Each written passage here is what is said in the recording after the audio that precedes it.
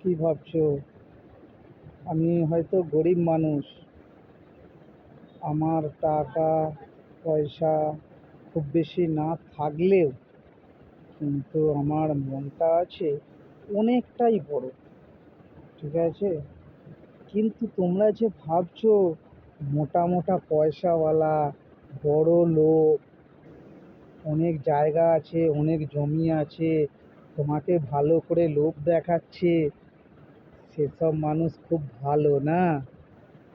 দেখবে, মন দিয়ে ভালো যারা বাসে, তাদের টাকা থাক পয়সা থাক নাই থাক, তাদের ভালোবাসাটা চিরদিন হৃদয়ের মধ্যে গাঁথা থাকে। কিন্তু যাদের টাকা আছে পয়সা আছে, তারা তোমাকে লোভ দেখিয়ে কিছুদিন ভোগ করে তোমাকে আবার ছুঁড়ে ফেলে দেবে।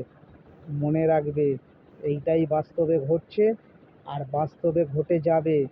এই মেয়েদের লোভ আর লালসার জন্য এরা নিজেরা বেশি চোট খায়।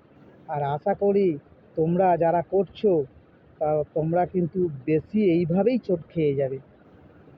ঠিক আছে?